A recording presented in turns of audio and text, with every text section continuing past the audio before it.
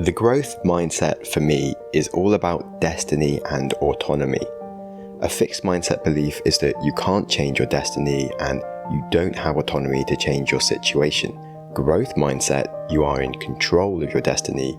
Any setbacks, the people around you, they can't stop you from being yourself. A very common phrase we hear in self-improvement is that you are the result of the 5 people you spend the most time with. But before you think that you've heard this all before, no. Today I'm going to debunk this myth and state that you are not the result of the 5 people you spend the most time with. I genuinely believe it could actually be a dangerous and negative trap if you take it to heart too quickly. And I can't tell you how much I hate simplistic advice that people give without thinking about it. And this episode will really help you be yourself and get the most out of the relationships around you and just live your best life. Hello and welcome to the Growth Mindset Podcast. Our quote of the day is, "Be yourself, everyone else is taken," by Oscar Wilde. I have always loved this quote. We are all unique and beautiful individuals, and trying to be like others is an injustice to ourselves. And this leads into my first story against the myth that you're the 5 people that you spend the most time with. Something I really enjoy is skiing. I can forget life and focus on increasing a skill purely for my own enjoyment and delight. I'm pretty good at skiing, and I'm also pretty good at enjoying myself, I think. So I'm pretty at home on the hardest runs or going off-piste or in the snow park where you can do tricks and things. And yet I love skiing with newbies. They go very slowly on gentle slopes, and actually this gives me plenty of chances to work on my technique and my style. I'll balance on one leg for a while, or I'll only turn in one direction the whole way down the slope, or I'll try and do the whole thing backwards. And I can frolic around in the sides of the piste, jumping on things, and you actually can't do that when you're going fast. Another thing I really like spending time with new learners is that they'll ask me questions around how to ski on different things, and that gives me a chance to really think deeply about how I ski, and it will make me really understand the fundamentals of what I'm actually doing. So spending time with newbie skiers really increases my insights for doing challenging things, and it helps me build my base as a skier. Equally, I love skiing with really advanced pro skiers who are way better than me. They'll take me down scary off-piste routes and I'll end up crashing around, and even when I'm on piste I'll just be trying to keep up and not kill myself or anybody else. And then I'll ask them questions about what they're doing and they'll tell me some fundamental things around really advanced topics. And again, it will really help me improve a lot very fast. And then my favorite type of person to ski with is people who are just like me, at my level, and they have very similar interests and mindset, and they really want to improve. They want to do scary things, and we can egg each other on, try different challenges, inspire each other. And at no point do they ever feel like they're holding me back or I'm holding their back. And I also never feel like I'm showing off or waiting around. So is there anybody I don't like skiing with? Yes. Good skiers who aren't ambitious. People who are at my level, but who don't want to improve. Now, this is the worst thing. They'll just go down pistes quite fast, and that's about it. It's too fast to play around and learn fun things. It's too slow to push my edges. It's just kind of meh. It's just doing the same thing again and again. And I could ski for a week with people like this at my level, and I'll feel like I'm not learning anything. So, why am I telling you this story? Because ultimately, I like skiing, and I'm going to be myself around any other type of skier regardless of how good they are, unless I'm with people that hold me back from being myself. So I'm not a result of the people I spend time skiing with. I'm actually only held back by those that stop me from being myself. That is a lesson for life. Instead of focusing on all the types of people we want to be around, who we want to be like, we should focus on the types of people that prevent us from being ourselves. I'm not saying never spend time with any of these people, just not in the scenarios where it reduces your self-expression. And so, on to a very, very different flaw with the assumption that you are the 5 people you spend the most time with, but just as important. One of my absolute best friends in life is a guy called Laurie. He is nothing like me on paper. I used to spend all of my spare time with him when I was younger, and I still really enjoy catching up with him today, yet he's pretty much the opposite of me. He likes watching sports, and I can't for the life of me be interested in watching a bunch of people that I don't personally know go around playing a sport. I watch like the World Cup or something, but otherwise I don't care. Equally, Laurie doesn't play sports, whereas every day I love doing sport. It's a core part of my being. And in fact, Laurie's fairly unambitious. He can work hard and he's a really dependable person, but he won't mind me saying this, but happy to half-ass things and take the easier route perhaps. And I'm possibly too ambitious. I kind of have to do whatever I'm doing properly, otherwise I don't want to do it at all. And for some annoying reason, I only do things that are super challenging, even if there's an easier option. And in fact, if there isn't a good chance that I might fail at doing something, I'm probably going to get bored and not even bother doing it. And you can see this in like how we work. So Laurie has a job that he doesn't work too hard in. And a year ago, it became obvious he wasn't going to get any career advancements with this job. He thought about changing it, but he was like, you know what, I'm going to move countries in a year's time. So I'll just not bother changing job right now because I'm going to have to change job again in a year's time. And it's like faff or something and, whatever. So he's coasted for the past year. Whereas I can't do something for a single week or even a day if it doesn't tie into my long-term goals. So you can see that we're kind of different people in a big way. And you may be asking, why the hell do I hang out with him?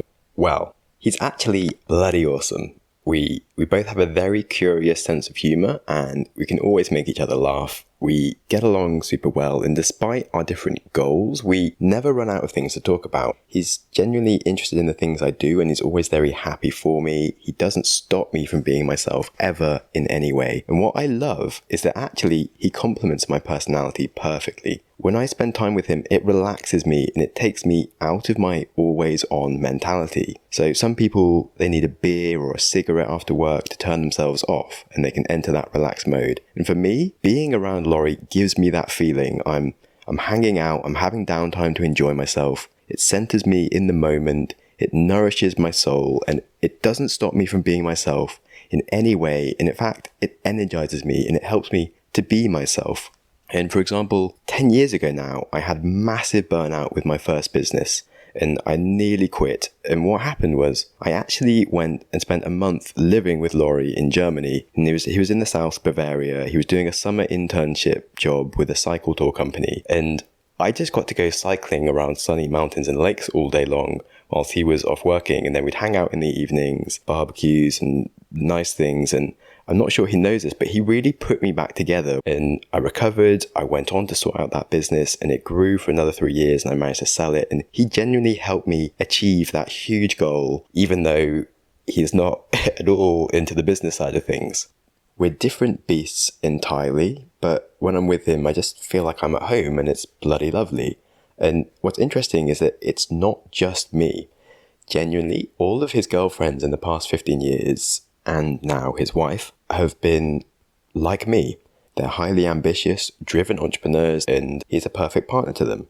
So this really shows the nuances of the phrase, you are the result of the 5 people you spend most time with. So firstly, as long as the person's attributes don't stop you from being yourself, it's not a problem. And secondly, you can actually pick some specific elements and ignore 95% of the rest of their personality. So I pick up on Laurie's appreciation for life and his ability to relax and live in the moment, and other parts of his personality don't rub off on me. I love the parts that interest, energize, and inspire me to be more of myself, and so it's a great relationship.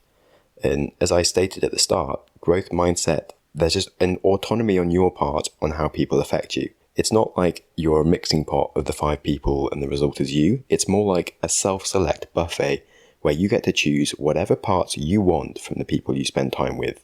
But, only if they don't have attributes to block you from being yourself. Now, on the flip side, some people I don't spend any time with. In fact, 2 people who I met this year, it would be wrong to call them friends. I've spent 1 hour with them and they both massively influenced me. I met a guy cycling around Europe this summer. He was having a summer off and I was like, damn, I think I need to do more cycling. And he was just like, yeah, mate, and just really pushed me. And equally, I reached out to the youngest lady to cycle all the way around the world. And she also broke some world records. I had a chat with her, and that really cemented the feeling in me to do some cycling this summer. And not only that, I've also got 3 applications in the Guinness World Records. And so literally 2 hours of my life with 2 different people, that short window was enough to massively influence what I'm doing this year and with my life. So people can influence you, but clearly the time required and the effect that they have on you is very much up to you. You have the autonomy because you have a growth mindset. And I think this is hugely important.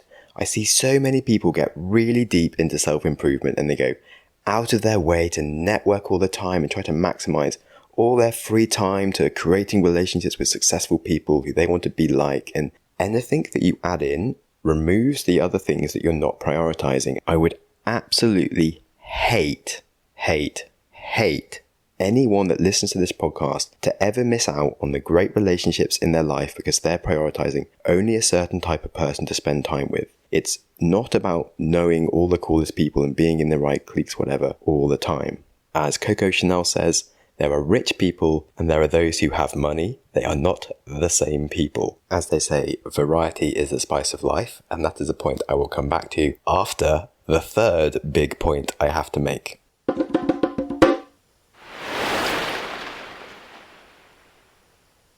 Now, this last point is all around our peers and cliques that we might join. We might even self-select to be in them. The issue, I say, is that being completely immersed in a certain type of person can sometimes be damaging, because if all of our peers have a certain mindset, we can lose sight of our own internal wants when we just start to move with the crowd and become a sheep. In life, we are confined by any limitations that we believe in, physically or mentally. And limitations are stories that we come to believe in due to our experiences and the expectations of our peers and society. And sometimes it can be useful to think bigger. It can also be useful to think smaller.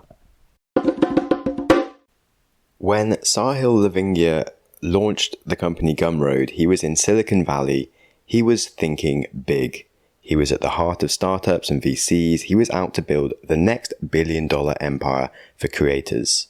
Their revenue grew, but he struggled to achieve the level of growth required to become a unicorn business. He felt like a failure, and after a few years, he was ready to just completely quit, and he laid off most of his staff.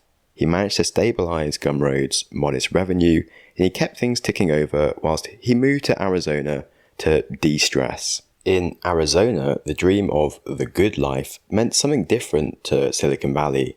People wanted work-life balance, flexible work that had a good pay, and over some time, the realization hit Sahil that he already had this dream.